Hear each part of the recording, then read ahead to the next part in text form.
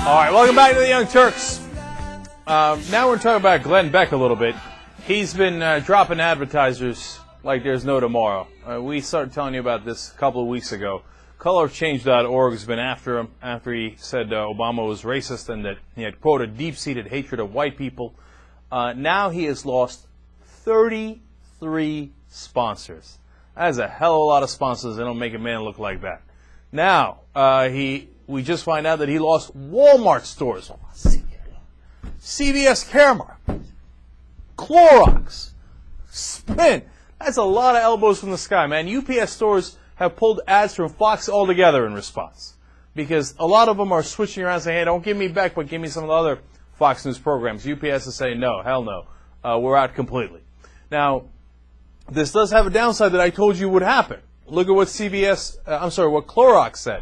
It said, we do not want to be associated with inflammatory speech used by either liberal or conservative talk show hosts.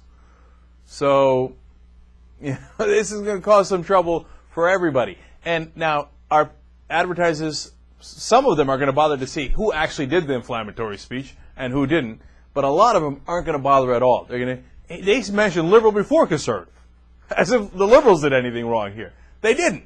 But they'll wind up pulling it, unfortunately, I think in the short term, midterm, and probably in the long run, from a lot of the conservative and liberal shows. And God knows how that'll get, play out in the end. But for the moment being now, the man at the center of the storm is definitely Glenn Beck. And losing nearly 36 advertisers, that's got to sting. It really does. All right, now we're going to talk to the man who pretty much made this happen, James Rucker. He's the executive director for colorofchange.org. James, welcome to the Young Turks. Thanks for having me.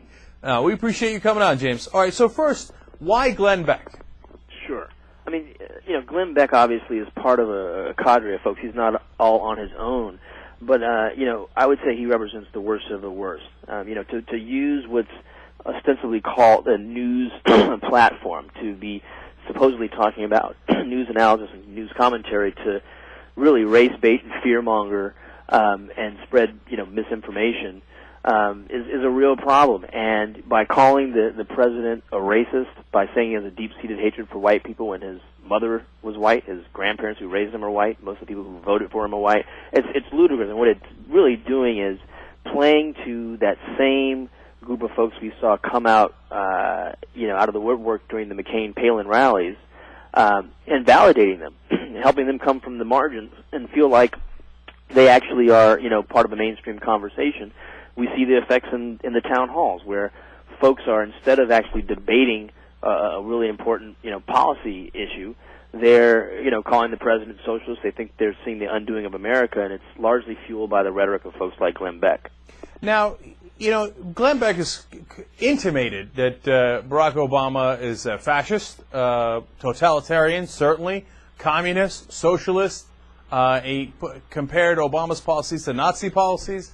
Why did the racist line capture people's attention more than any of the other stuff? That's a great question.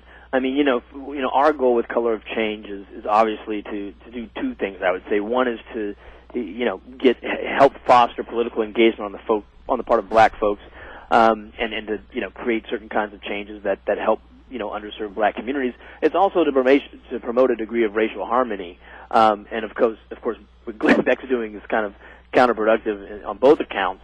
I think there's this inability, and this is a problem with the mainstream media, to distinguish between lies being told versus kind of a valid conservative perspective. And so I think you can go pretty far in terms of being pretty much out there in terms of right-wing speech and rhetoric and have it be treated as acceptable and legitimate. I think there's a different appetite when it comes to just straight-over race baiting.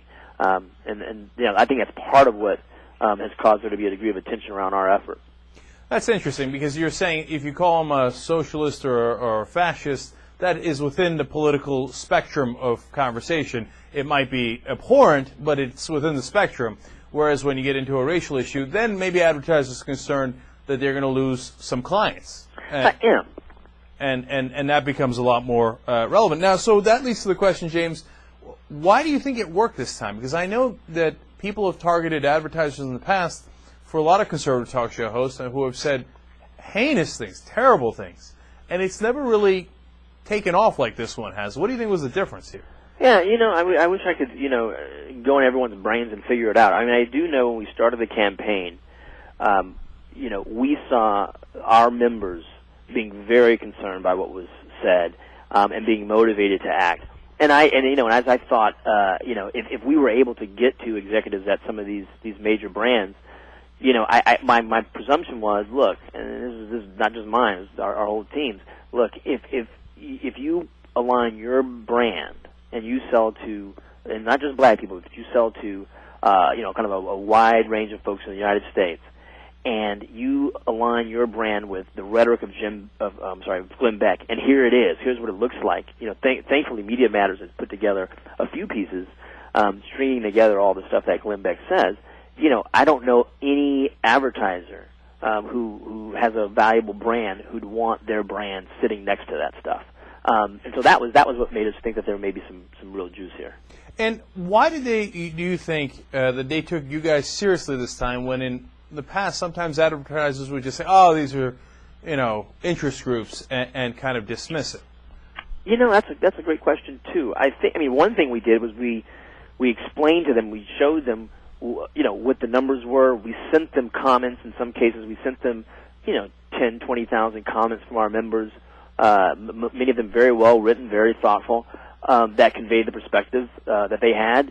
And, we also let a few of them kind of take a preview as to what a public campaign would look like that created the conversation. But for most of them, it was really a matter of explaining, hey, this isn't about free speech, which is something, folks will raise. And it isn't about, we didn't intend to advertise on Beck. We don't specify Glenn Beck specifically. Or, that's Fox's business. They'll figure it out. Once the dots were connected, folks, I think, realized, look, there's a lot of risk here, and we don't want to go there. And some of them, I think, frankly, themselves see it as disgusting, and as long as it wasn't going to hurt them business-wise, it was a decision they wanted to make. You said something interesting in there, James. I want to come back to real quick. James Rucker is the executive director of colorchange.org. You said that you let them know what a public campaign might look like. What did you mean by that? Yeah, absolutely. So and in fact, we're currently enabling our members to contact Red Lobster and Vonage.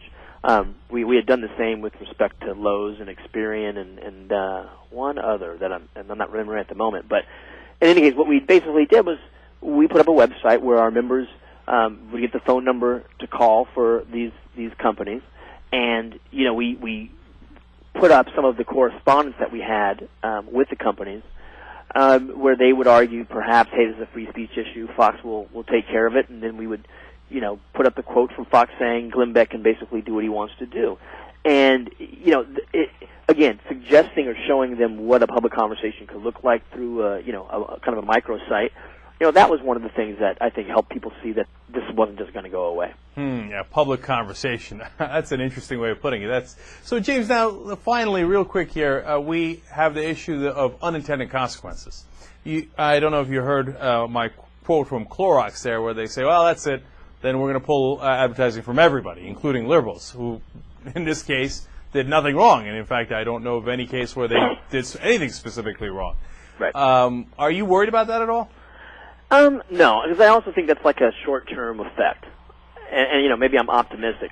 What I think is really important here is that, look, if you want to be a right-wing opinionator who says whatever the hell you want to say, great. But let's call it for what it is. It has no place on a network that calls itself, a provider of news, and it should be fact-based stuff, right? So I think things that are beyond fact, classify them as such. And if folks don't want to advertise on that, so be it. But cleaning up, having some accountability when it comes to what's dubbed as news programming, I think is important. And yeah, so Clorox is trying to kind of wiggle their way out. Others may do the same, but I don't know that in the long term is going to be a real problem. All right, James Rucker from colorofchange.org. Thanks for joining us on the Young Turks. We appreciate it. Absolutely. All right. Thank you, James.